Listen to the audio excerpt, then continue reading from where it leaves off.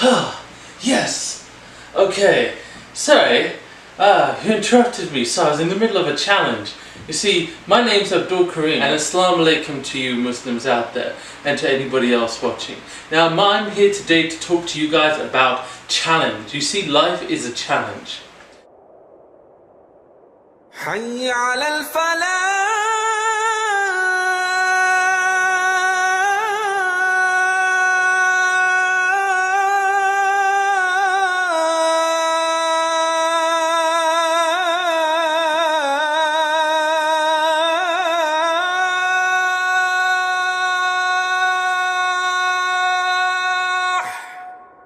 الله أكبر الله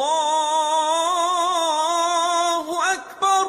So life is a test, and as part of life, we understand as Muslims that we're going to be tested a lot in life. There's going to be a lot of stuff thrown at us in life, a lot of curveballs, and you got to figure out how to dodge the curveballs in life. But not only just dodge life's challenges, you got to learn how to overcome and excel in life's challenges. You know, it's not just about overcoming the challenge of I survived the challenge. Oh, that was an ordeal, but it's done. Life tested me, put me to my brink, and now I'm survived. You know, it's not just that. You have to take life's challenge. You have to say, okay, Allah's testing me, He's challenging me to be better. And you have to say, okay, well, if I'm being challenged to be better, then I might as well rise up to the challenge. Because this is not just a challenge from some random guy on the street. You know, this is your challenge from your Rabb, from your Maker, from Allah subhanahu wa ta'ala. He's testing you and He's saying, look, you, Muslim, be better than you were yesterday. Be better today than you were ever before in the past. You know, sometimes we in life, we're there, why am I being tested? Oh my Rabb, why are you testing me? My Maker, why are you testing me? And you feel like life is getting you down.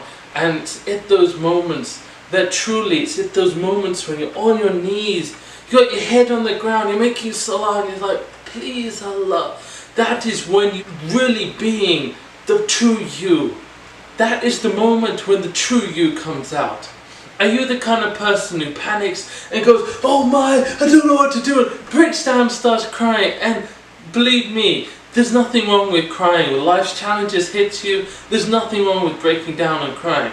But if you're the kind of person that all you do is cry and then you just let it destroy you, and you don't do anything else with the challenge afterwards, then really from the challenge you've not learned anything. Because life, as I said before, is a test. We as Muslims understand this. This is the meaning of life. If any of you guys out there is like, what's the meaning of life? Right? We Muslims, we've known for almost 1,500 years, we know that life is a test. We're here on the dunya to be tested. We're here on the dunya to show what we can do, who we are as humans, who we are as Muslims, more importantly. You know, we're here to remember our Maker.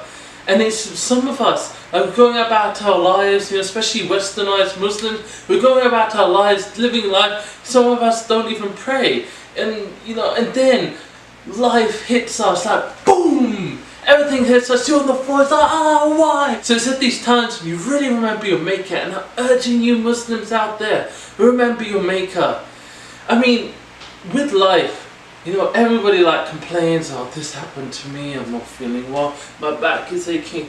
You know, right now, at this moment, right now, while you're sitting there in your comfy chair or watching this on your, your smartphone, there's people, you know, out in the world that are having so much difficulty.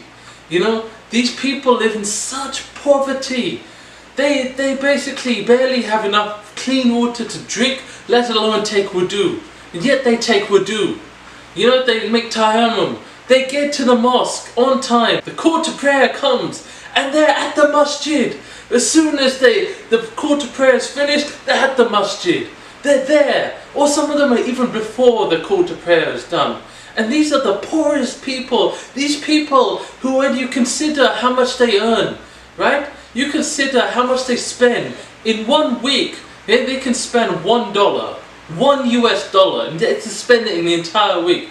And yet to us, we're in the store and we see two brands, the brand we know, the famous store brand, and then the cheap, brand, the knockoff brand. We all just know the two, and there's $1 difference, and we go, just $1. Why do we go for the other one? The same dollar. These people, if they had the dollar in the hand, they wouldn't go, it's just $1. No, they'll be like, it's $1. It's a week's salary and I'm getting it. I'm getting this week's salary and I don't even have to do anything. These people get excited, and yet their imam, their faith in their maker, their connection with their Rabb, their connection is so strong. And you compare yourself to these people and you're like, how am I even to compare? How am I even to compare to these people? And then when you think about it, when you really think about it, on the day of judgment, when we will be called to answer for our actions in the dunya, you're thinking, oh, well, I had it hard. My parents, they died when I was young. I had to almost raise myself, I had to raise my family. I'm just giving an example. This didn't actually happen to me, but I'm just giving an example. I had to work hard, had to struggle, nothing was easy. I had to work my way up. And then, what about, I'm giving you a true example, right? This guy, he was living in the Middle East and he had 7 daughters. He loved his 7 daughters. This story really touches my heart.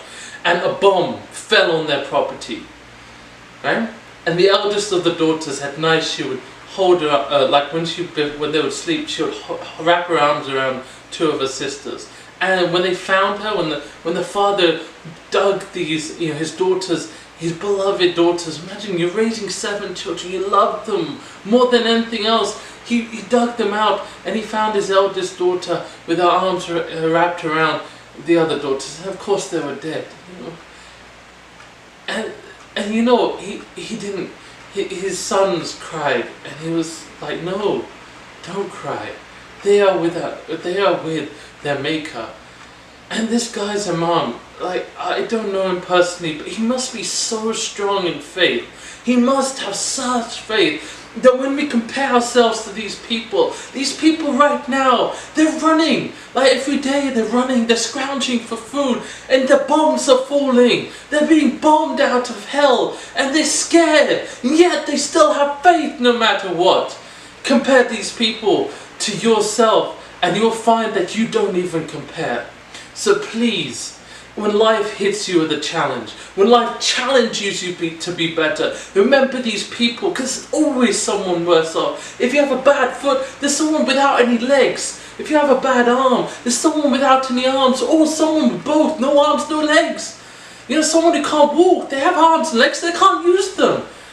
When life hits you, just remember these people and be like, Ya Allah, Allah, Alhamdulillah, Alhamdulillah.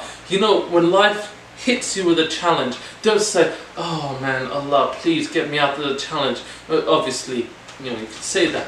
But say Alhamdulillah before anything else.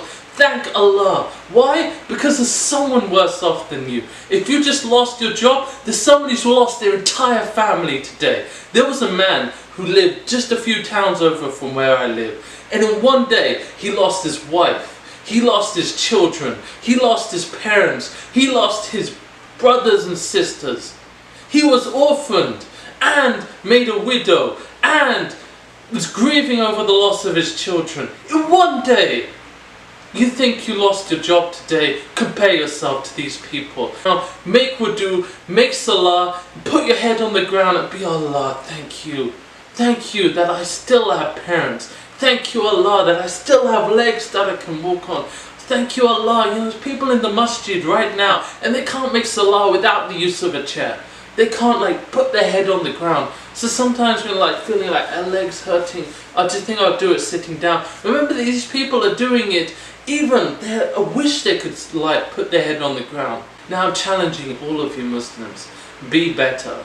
And in the next episode I'll show you how to not only overcome life's challenges, how to overcome the curveballs that life will throw at you, because trust me, as Muslims and as human beings we will be tested.